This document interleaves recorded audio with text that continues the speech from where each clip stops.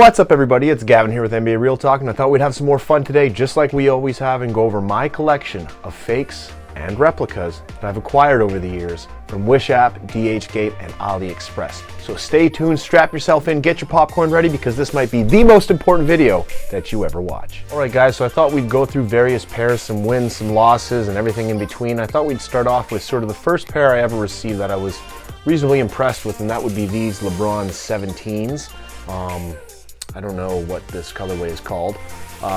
It's got the knit posit technology, and honestly these shoes were really comfortable and they looked really cool. There's a lot of great attention to detail. You got a bit of the sparkle and the shimmer there, and like I said, they're really comfortable. The only thing is, I don't know if it's the way the shoe itself is modeled that gives me shin splints when I walk on them, or if it's just because it's a cheaper fake shoe. But this one is pretty nice. Great attention to detail. It's got a few of the usual issues you might expect with a fake sneaker, like the glue kind of bleeds a little bit here and stuff like that. And the quality isn't great. I mean, this ripped pretty quickly. I've only probably worn these maybe half a dozen times. But bottom line is, good looking shoe, fair price. The shipping and everything was probably under $100.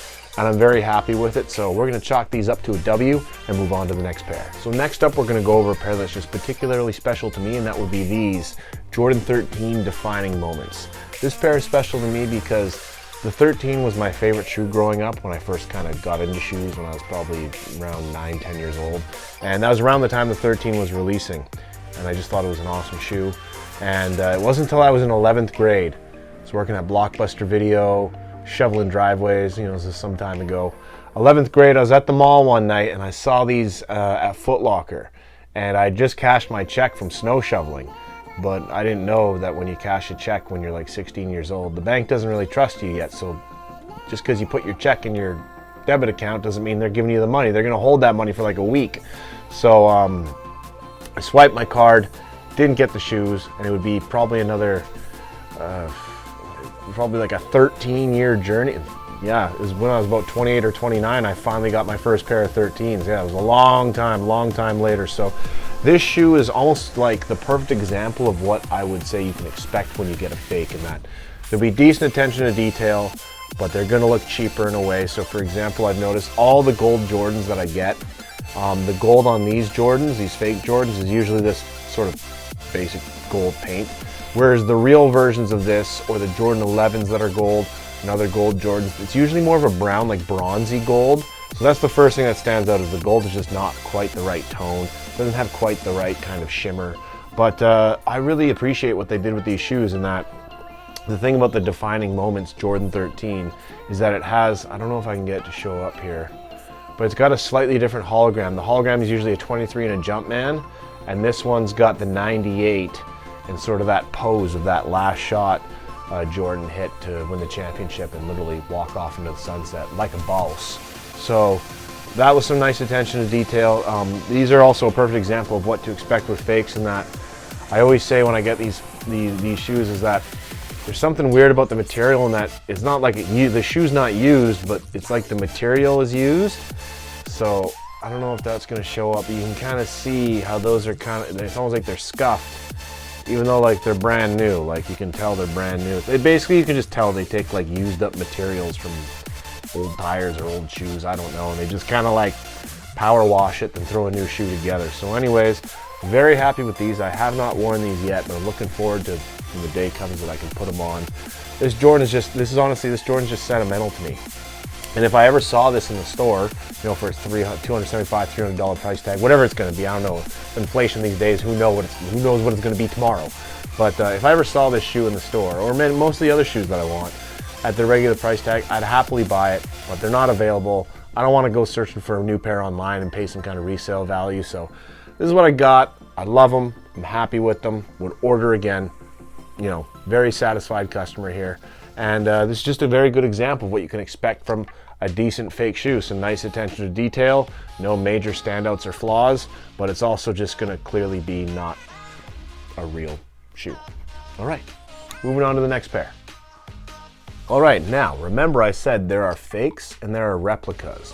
Now, we're going to get to replicas in a sec, but this is about the highest end I think you can expect from a fake shoe, in that you can kind of tell it's fake, but not really. It's pretty darn good. That would be these Jordan 5s, just with the basic blue, and it's got that beautiful translucent sole on the bottom. I love that when they got the blue gel on the bottom. And this is just an awesome all-around solid fake Jordan. You really, like, I don't think anyone's really gonna know. People who really know their Jordan 5s, if you put them in their hands, they might be able to figure it out, but this is pretty spot on, darn close. And they're comfortable, they fit nice, you can rock them nice, and they look like a real pair of Jordan. I don't really know what more I can say. Like, look at this thing. You can probably tell just looking at it. That looks like a legit Jordan 5.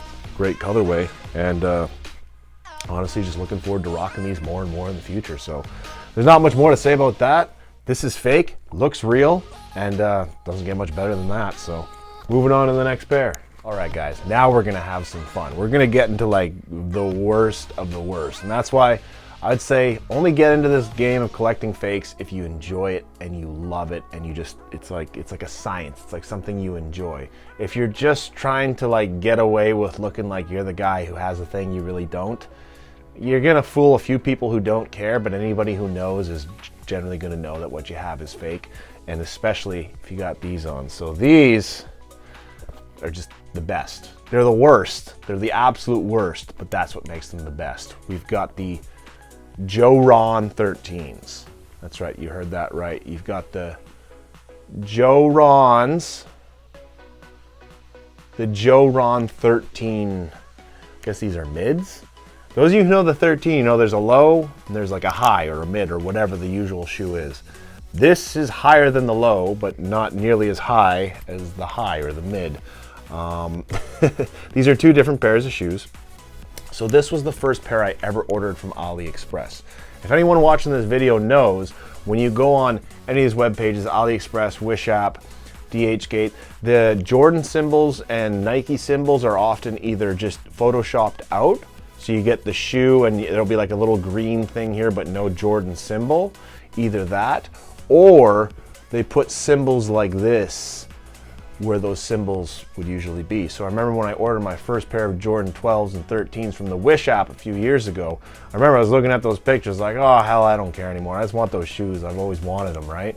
And then when I got them in the mail, when I was waiting for them in the mail, I was like, are they gonna look like the picture? Like, you didn't know, and that was kind of the excitement of the anticipation. I was like, what am I getting? When I got shoes with actual Jordan symbols on them, I was like, oh, sweet, this is how it works. So to have been ordering these fakes for all this time and looking at the pictures and seeing this, but knowing it's gonna be that instead, to finally, after like 2 years, end up with a pair that is actually like, you know the joke about like when you order stuff from the Wish app, like this is the joke where you order stuff from the Wish app, except this was AliExpress. Funny enough, people who don't really know better, they think these are really, they're like, hey, those are cool, nice color. These are cheap pieces of crap. That's about all I can really say about them. I ordered them because I love this colorway. I cannot express to you in words how much I love the green and gold, green and yellow, whatever kind of look, that Bethel High Iverson colorway. When I was in high school, I mean, this is yellow, but our team was gold. I wore some green and gold Iversons when I was in high school because they really worked with our jerseys. And I had ordered this pair from DHgate originally, but the other shoe from this pair is like pink and blue. And man, these are both like basically L's. Like, my joke about this is this one looks like it was put together by some like third grader in arts and crafts. So love this colorway. Because of like the humor I've gotten out of it, I feel like I can't totally chalk these up to a loss, but if we're being real and being honest, like ordering a pair of shoes that looks like it was like cut and pasted together and ordering another pair of shoes that are called the Joe Rons, like the Joe Rons. I mean, sick, I got a pair of Joe Rons. So, I mean, these are kind of winners in my heart, but losers in reality. So there's not much more to say about that. These ones are also pretty bad in terms of how they're constructed as fakes. Like, they're super bendy and flexy and busted up, and just honestly the best part about them is probably the laces. I mean, I love the colorway, but even the colorway looks so cheap. It's funny, like this one is like felt, this one from the high top pair, then this one, which is the cheaper one from AliExpress. I think these might only cost like 50 bucks plus shipping. But I actually say the quality of the crappier one is better than the quality of the not as crappy one, if that makes any sense. Anyways, that's enough about those. Let's move on to the next pair. All right, so now we're gonna get into a shoe that was 100% without doubt, definitely an L, and that is this Nike Air Max. I can't remember which ones these are. Whatever, you know this shoe, the Nike Air Max with the bubble. The thing about these, you look at them, I mean, they look pretty good. This isn't the color I wanted, but a lot of times what happens, they have these really cool colorways, and then that's what you order. Like, I wouldn't usually order a shoe or buy a shoe like this under any circumstance. It's just not really my style, nothing wrong with it. It just doesn't really suit a lot of stuff that I wear. But I saw a sweet colorway, and I was like, I want that colorway. And of course they didn't have it, so I got this one. And like I said, you know, shoe looks good and everything, but me, like, I'm not a huge guy. I'm about like 200 pounds, give or take. And this bubble, like, I walk funny. And I was like, you know, I'll just like wear them to the gym when I'm doing like arms and stuff, like when I don't really need good support. But like, walk so far, like I wouldn't even wear these like to the club or to the bar or to a restaurant where I was only going to take a few steps, because I like walking in these is probably like what it's like when like a young girl's learning to walk in like skinny high heels or something. Like you really got to like think about your steps and stuff, and you're still wobbling and just looking kind of silly. So this is an example of a shoe that was a complete loss, complete waste of money. I don't know, I guess it looks okay on the shelf, but I don't really care about it being on the shelf. But you know, so I mean, hey man, you're gonna take some L's in this game, and this one was definitely an L. So this, just, you know, sometimes the shoe looks good, but its quality and its performance is not just bad, it's like you can't even wear it. I can't walk around in this thing. It sucks. You know what? You win some, you lose some. Let's get on to another pair. All right, guys, last but not least, we're gonna get into an actual replica. Now, the reason I said there are fakes and there are replicas is because sometimes you come across a seller who's selling for pretty high prices that pretty much are retail, maybe even a little above, but you get a shoe like this. I think this is called the Bumblebee, but whatever, the Jordan 1 yellow. And I'm telling you right now, maybe someone who really knows their ones and knows how to spot fakes will know this is fake, but ain't nobody, even someone who's a shoe head, is just gonna automatically know this is fake. It looks real, it feels real, the quality is so high. Replicas are awesome. Like replica, it's like, you know how there's like a market out there for like fake Rolexes because some of them are actually built really, really well?